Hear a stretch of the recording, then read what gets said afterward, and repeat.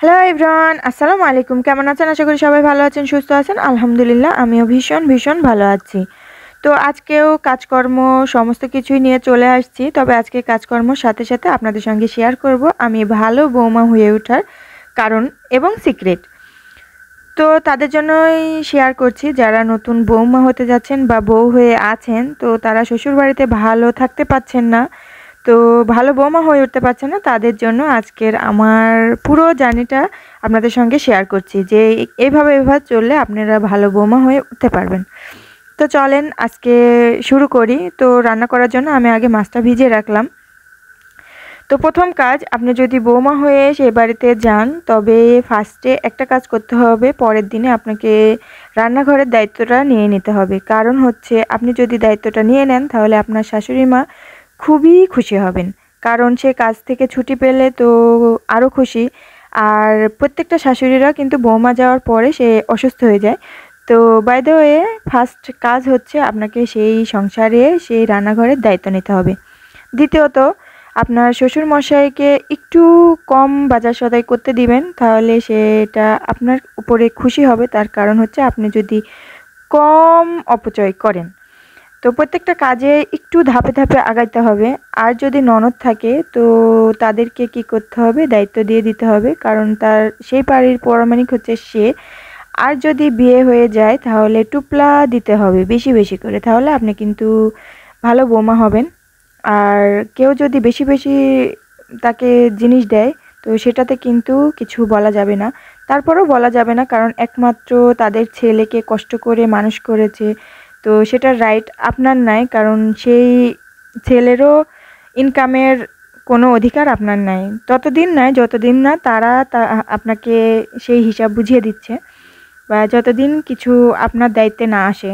কারণ তার টোটালি ইনকামের ব্যয়ভার তাদের, কারণ ইনকামের প্রত্যেকটা দাবি তাদের। তো দ্বিতীয়ত, আর যদি দেবর থাকে তো তার মুখে মুখে কোনো কথা বলা যাবে না। আর আপনি না খেয়ে ননদ দেবরকে খাওয়াবেন, তাহলে কিন্তু আপনি ভালো বৌমা হতে পারবেন। আর চলে আসি হাজব্যান্ডের কথায়। হাজব্যান্ডের কথা হিসেবে আমাদের বাংলাদেশের হাজব্যান্ডরা এটা যে আপনি যদি তার ফ্যামিলির সবাইকে ভালোবাসেন আর সবার কথা মতো চলেন, যে যেটা করছে তাদেরকে সেটা করতে দেন, আর মেন কারণ তার টাকার ইনকামের কোনো হিসাব নিতে পারবেন না, আর টোটালি টাকা তাদের ভাই বোন বাবা মায়ের পিছনে খরচ করবে, আপনার কোনো এই সংসারের কোনো দাবি থাকবে না, টাকার কোনো অধিকার থাকবে না, আপনার কোনো ফিউচার থাকবে না, অ্যান্ড আপনার সেই টাকা দিয়ে কোনো খরচের হাত থাকবে না, আপনি কোনো চাহিদা করবেন না, তাহলে কিন্তু আপনি আপনার হাজব্যান্ডের কাছে ভীষণ ভীষণ ভালো। এত ভালো যে আপনাকে একবারে রানী করে রাখবে। যদি বছরে 2টো কাপড়েই আপনার হয়ে যায় তাহলে কিন্তু আরও বেশি খুশি হবে। তো আপনার হাজব্যান্ডের এই তো চলে গেল। তো সব দিক যদি আপনি সামলাই নিতে পারেন আর প্রত্যেকটা কাজ কাউকে যদি করতে না দেন তাহলে তো আরও ভীষণ ভালো হবে।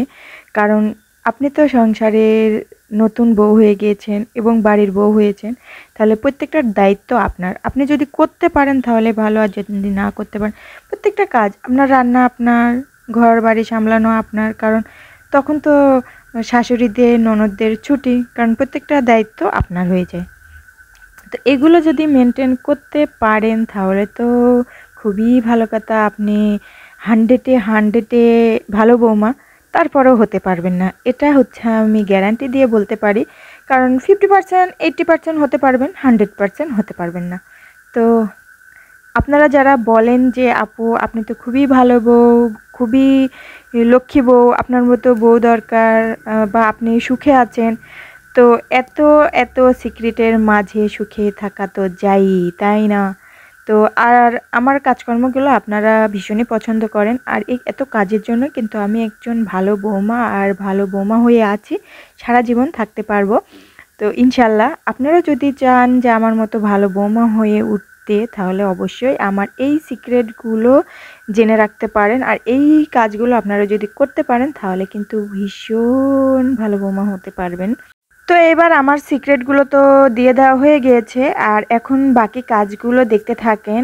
আমরা আজকে গুড় বানাবো, তো গুড়গুলো কিভাবে বানায়, গ্রামের টাটকা গুড় এবং খাঁটি গুড়, সেটা কিন্তু দেখতে পারবেন। আস্তে আস্তে দেখতে থাকেন।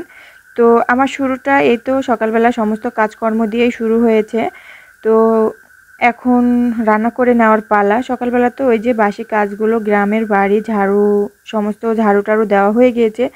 মাছ আর একটু মুরগির মাংস ভিজিয়েছিলাম, সেটাও ধুয়ে নিয়ে চলে এসেছি। এখন রান্না করে নেওয়ার পালা। তো এখানে আমি ফার্স্টে মশলা দিয়ে দিয়েছি। আর আমার তো কোনো ক্যামেরাম্যান নেই, তো আমি এক হাত দিয়ে ক্যামেরা করি, তো তার জন্য একটু নড়বড় হতে পারে আর একটু কাট ছাট হতে পারে। তো যাই হোক, এখানে মশলাগুলো দিয়ে দিয়ে আমি একে একে গুঁড়ো মশলাও দিয়ে দিয়েছি। এখানে আপনাদের আরেকটা সিক্রেট আমি বলে দিই, যদি আপনি ঝাল খান বা ঝাল কম খান, কোনো ম্যাটার না। যদি আপনি ঝাল খান তাহলে আপনি সেই বাড়িতেই পড়বেন যে বাড়িতে ঝাল খায় না, তো সেটা আপনাকে বাদ দিতে হবে ঝাল খাওয়াটা।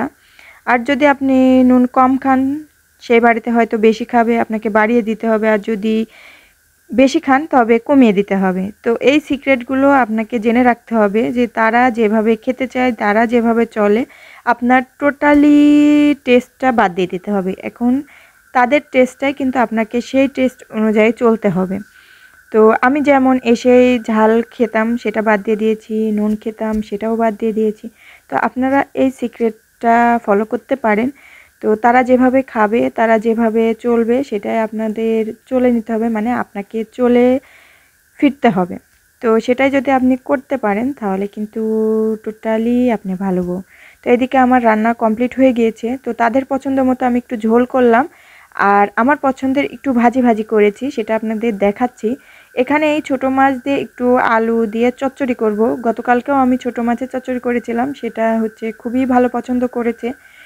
তো আজকেও ট্রাই করলাম যে ঝোল কোনো তরকারি করব না, যেহেতু শুকনো তরকারি ভালোও থাকে। আর দ্বিতীয় দিনও আমাদের বাড়িতে শুকনো তরকারিটা খাওয়া হয়, কিন্তু ঝোল তরকারিটা আসলে কোনো জাল দিলেও খেতে চায় না। তো তার জন্য একটু শুকনো করে আমি এই আলু দিয়ে ছোটো মাছের চচ্চড়িটা করব। তো এখানে একে একে সমস্তটাই দিয়ে দিয়েছি। যেহেতু আমার কোনো ট্রাইপডও নেই, তো এক হাত দিয়েই কাজ করতে হয়, তো তার জন্য আমি একবারে দিয়ে নিয়েছি। আর এই হাতের কালিটা ইগনোর করো, তার কারণ হচ্ছে আমি যেহেতু লাকড়ির চুলায় রান্না করি, বারবারই এরকম কালি হাতে হয়ে যায়। তো যাই হোক, আমাদের কিন্তু সবাই সুস্থ থাকে, কারণ এই কালি মাটি দিয়ে আমাদের থেকে থাকা অভ্যাস। তো এই যে ভাজিটা আমার পছন্দের, সবাই পছন্দ করে। যদি আমি একটা করি তখন আবার সবাই খেতে চায়, আবার যখন আমারটা সহ তাদেরটা সহ করে তখন আবার ঝোলের প্রয়োজন হয়। তো তার জন্য বাকিটা আমি একটু ঝোল করলাম। আর এই যে পুরপুরিটা হয়ে গিয়েছে, নামিয়ে নিয়েছি। তো খাওয়া দাওয়া কমপ্লিট করিনি, প্রায় 9টা বেজে গিয়েছে। এখানে গুড়ের কাছে চলে যাচ্ছি, গুড় হচ্ছে, তো গুড়ের তাকটা করতে হচ্ছে। তো এখানে প্রায় গুড়টা হয়ে গিয়েছে। আর আমি সকালবেলা গুড়ের কাছে আসতে পারি না, তার কারণ হচ্ছে যেহেতু রান্নাবান্না নিয়ে আমাদের ব্যস্ত থাকি। বাহিরেরটা আমার শ্বশুর শাশুড়ি সবাই মিলে দেখে, তো এদিকে আমার আসতে হয় না, কারণ দু জায়গায় তো ব্যালেন্স করাটা সম্ভব না। আর আমি তো বউ মানুষ, এইসবের কাজে অত পারদর্শী না, তো যারা যে কাজটা করে। তো এখানে চলে আসছে, এই যে গুড়টা হয়ে গিয়েছে মাশাআল্লাহ। এই গুড়টাই কিন্তু আজকে ডেলিভারির জন্য চলে যাবে। আমরা কিন্তু অনলাইনেও দিচ্ছি, আবার সামনাসামনিও দিচ্ছি। তো আমাদের বেশিরভাগই গুড়গুলো অনলাইনে মানে অর্ডার করে, সেইগুলোই চলে যায় ফোনে ফোনে। আর আমাদের আত্মীয় স্বজন যে যেখানে যাচ্ছে, এদেরকে গুড় দিয়ে আমরা শেষ করতে পারি না। আবার অনলাইনেও আজকে থেকে পা রাখলাম, এক আপু হচ্ছে গুড় অর্ডার করেছে, পারভিন আক্তার, সে কুমিল্লা থেকে। তো আজকে ফার্স্ট টাইম অনলাইন জগতে পা রাখলাম। তো আপুর কাছে আজকের এই গুড়টাই চলে গিয়েছে, আজকে বানানো গুড়টাই। তো এখানে গুড়টা নামানো হয়ে গিয়েছে, বীজ দেওয়া হচ্ছে। আর এই বীজটা এভাবে করা হয়। আর বীজ গুড় খেতে কিন্তু ভীষণ টেস্ট, একটা সন্দেশের মতো টেস্ট আসে, ফ্লেভার আসে, খেতেও কিন্তু সন্দেশের মতো মুখে দিলে মিলিয়ে যায়। তো এখানে বীজ করা হচ্ছে, আমরা যেহেতু খাবো তার জন্য একটু বেশি করে করা হচ্ছে, এজন্য অনেকক্ষণ সময় লাগছে এই বীজটা করার জন্য। তো বীজটা ঝরে গিয়েছে, আর এই বীজটা যদি হয়ে যায় তাহলে কিন্তু নরমও ভালো হয়, পাটালিটাও ভালো হয়। তো পাটালিটা এক তাক দিতে হয়, মানে বেশি কড়া করে তাক দিতে হয়, আর নরমেরটা একটু নরম করে রাখতে হয়। তো ফু দিয়ে দেখা হচ্ছিল যে বীজটা ঝরেছে কিনা। তো হচ্ছে আমি দেখছিলাম যে কেমন হচ্ছে। তো বীজটা ঝরে গিয়েছে, তো এখন বেশি করে করে নিতে বলছিল আমাদেরটার জন্য। তো এখানে এই তো বেশি করে একটু ঘুটে নিচ্ছে, আমরাও যাতে খেতে পাই। ওইদিকে আমার শাশুড়ি মা চলে গিয়েছে কলার পাতা আনতে, যেহেতু হাতের কাছে তেমন কিচ্ছু নাই, তো কিসের উপর এই বীজটা নেব। আর আমি কিন্তু গুড় ভীষণ খেতে পছন্দ করি, তো অর্ধেকটা হচ্ছে এই গুড়ের মধ্যে দিয়ে দেওয়া হয়েছে জমাট বাঁধে, আর যাতে বেশি হচ্ছে দানা পড়ে তার জন্য। আর এই বাকিটুকু আমরা হচ্ছে কলার পাতাতে উঠিয়ে নেব। তো এই যে এইটুকু কলার পাতাতে আমার শাশুড়ি মার হাতে হচ্ছে কলার পাতা, তো এইখানেই হচ্ছে দিয়ে দিচ্ছে। আর এটা এখন আমি তেতে তেতে খাবো, আর আমি গুড় খেতে ভীষণ পছন্দ করি, তো তার জন্য আমার জন্য মেনলি এই গুড়টা তোলা হচ্ছে। তো এই তো গুড়গুলো নিয়ে নেওয়া হয়েছে, এখন ঢেলে নেওয়ার পালা। তো মাশাল্লাহ সবাই জানাবেন যে হচ্ছে আমাদের গুড়টা কেমন হয়েছে। তো খেতে কিন্তু মাশাল্লাহ ভীষণ সুন্দর হয়েছে, ভীষণ সুন্দর হয়েছে, ভীষণ সুন্দর হয়েছে, এত টেস্টি গুড়। আসলে হচ্ছে যেমন 5 দিন আমরা তরকারি করলে কি হয়, একদিন তো এমন তেমন হয়ে যায়। তো গুড় বানাতে গেলে হয়তো একদিন এমন তেমন হয়, কিন্তু মাশাল্লাহ আমাদের 10 দিনের মধ্যে যদি একদিন খারাপ যায়, তো 9 দিনই কিন্তু ভালো গুড়টা হয়। তবে এক নাগারে যদি ওই যে 4 দিন 5 দিন গাছ কাটা হয়ে যায় না, ওই গুড়টার একটু দানা কম হয়ে যায়, কম বেশি হয়ে যায়। তো এটাই পার্থক্য, তাছাড়া কোনো পার্থক্য নেই। তো আমাদের কিন্তু অরিজিনাল খাঁটি গুড়, এর মধ্যে কোনো ভেজাল পরীক্ষা নিরীক্ষা করেও কেউ পাবে না যে এই গুড়ে হচ্ছে কোনো ভেজাল আছে। তো এই খাঁটি গুড়টার জন্য কিন্তু আজকে আমরা ব্যবসা টিকিয়ে রাখতে পেরেছি, কারণ সবাই এত পছন্দ করে যে অনলাইনেও আমরা গুড় দিয়ে শেষ করতে পারি না, এমন অবস্থা। আর আমার হাজব্যান্ডের তো হাত কখনোই মানে সরতেই পারে না, এত প্রতিদিন আমাদের এই বিকেলে হচ্ছে পার্সেল দিতে যেতে হয় শহরে। তো এই গুড়টা নামানো হয়ে গিয়েছে, গুড়টাও নিয়ে এসে বাড়িতে আমাদের খাওয়া দাওয়া কমপ্লিট, মানে খাওয়া শেষও করতে পারিনি। আর এই আমাদের ননদ আমার চাচা শ্বশুরের থেকে গরু নিয়েছে, তো সেই গরু নিয়ে যাওয়ার জন্য এখানে গরুটা রেডি করা হচ্ছে, গাড়িতে ওঠানোর জন্য অনেক চেষ্টা করা হচ্ছিল, কিন্তু গরুটা হচ্ছে উঠতেই চাইছিল না, খুবই আমাদের কষ্ট হচ্ছিল। তো কিভাবে উঠিয়ে দিবে গরু, কি হয় গাড়ি আসলে গাড়ির উপরে গরু যখনই সামনে আসে তখনই এক লাফে উঠে পড়ে। কিন্তু এই গরুটা খুবই দুষ্টু, আসলে আমার ননদের বাড়িতে যেতে চাচ্ছে না নাকি বুঝতে পারছি না। তো এটা হচ্ছে আমার ননদের বাড়িতে যাচ্ছে, কিন্তু গরুটা হচ্ছে আমার চাচা শ্বশুরদের। তো ওখান থেকে গরুটা নিয়ে নিয়েছে, তো এই তো গরুটা নিয়ে চলে যাবে, আর তার সঙ্গে আমার শ্বশুরমশাইও চলে যাবেন।